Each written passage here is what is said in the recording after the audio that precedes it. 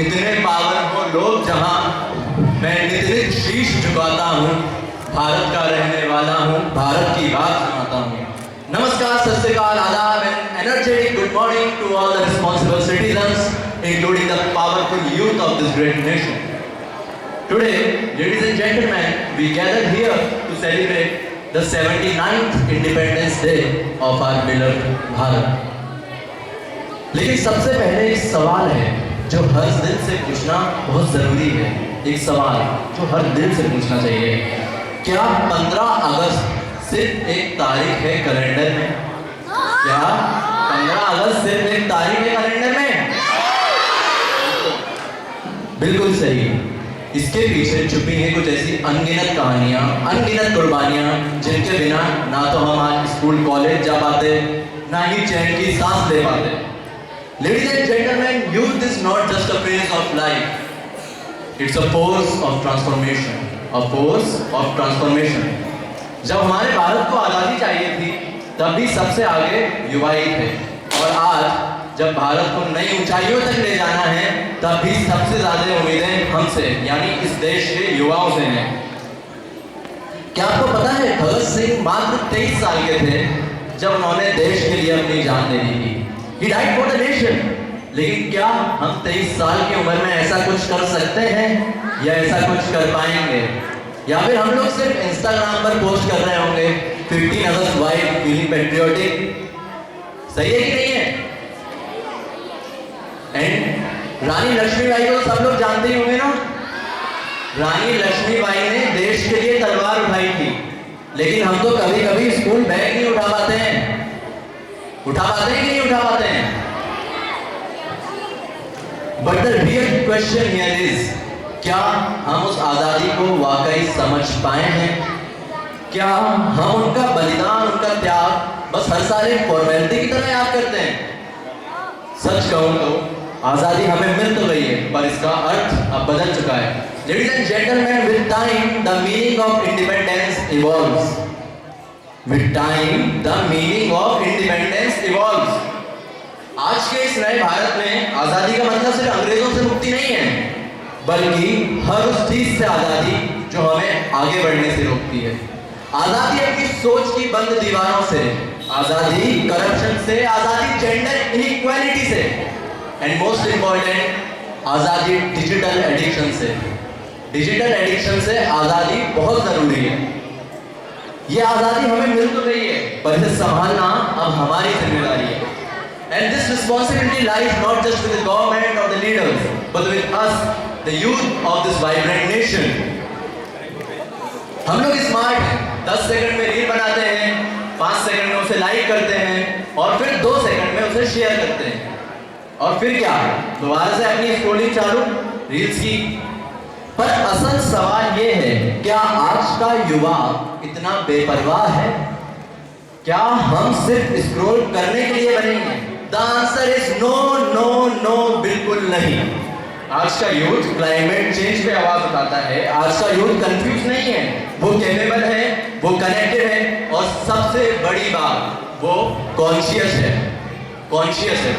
आज का youth mental health पे आवाज उठाता है। आज का यूथ कास्ट, जेंडर के बैरियर्स को तोड़ना भी जानता है, और अगर उसे सही डायरेक्शन मिल जाए तो लेडीज एंड जेंटलमैन, वो इस भारत को बदलना भी जानता है और अच्छे से इसे ऊंचाइयों तक पहुंचाना भी जानता है। हम वो जनरेशन है जो स्टार्टअप भी चलाते हैं और सोशल वर्क भी करते हैं।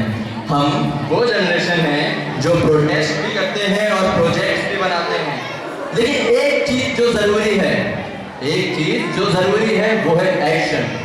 इंटेंशन के साथ एक्शन होना बहुत जरूरी है। सिर्फ सोचना काफी नहीं है, आप कुछ करके दिखाना है। And for all the gen Zs here like me, हम लोग करके डॉक्टर्स, ब्यूरोक्रेट्स, इंजीनियर्स, लीडर्स, काफी सारी पोस्ट पर जाएंगे, पर सबसे पहले हमें एक अच्छा इंसान बनना है। एक अच्छा इंसान। We should be full of gratitude when someone comes to us and asks, sir क्या लेंगे?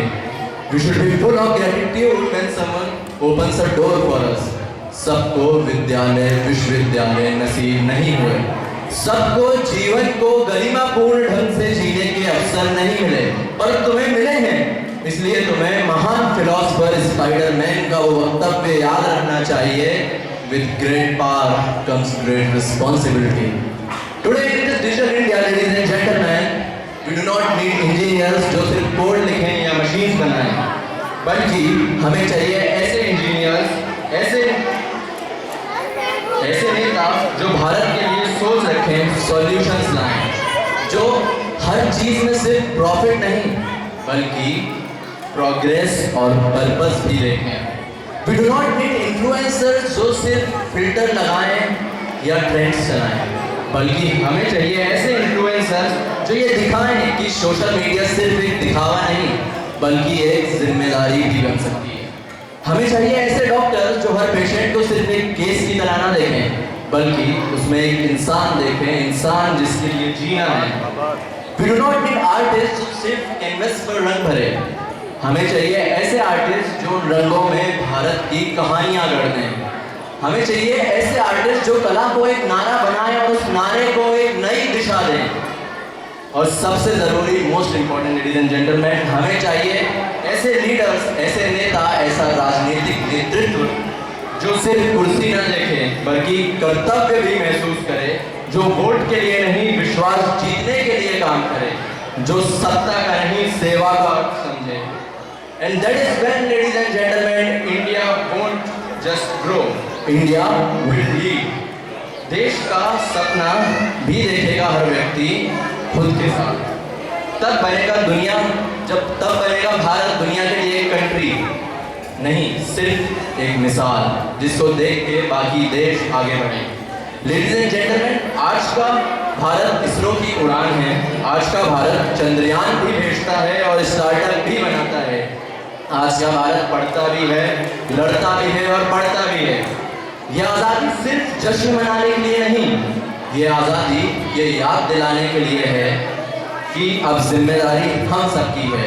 कल के डॉक्टर्स, इंजीनियर्स, ब्यूरोक्रेट्स यानी हम सब का एक ही रोल होना चाहिए, देश को सिर्फ देखना नहीं, देश को बनाना। क्योंकि दोस्तों, भारत कोई भूमि का टुकड़ा नहीं है, ये एक जीता जागता राष्ट्र पुरुष है। ये वंदन की धरती है, ये अभिनंदन की धरती है, ये अर्पण की भूमि है, ये तर्पण की भूमि है। इसकी नदी नदी हमारे लिए गंगा है, इसका कंकर कंकर हमारे लिए शंकर है।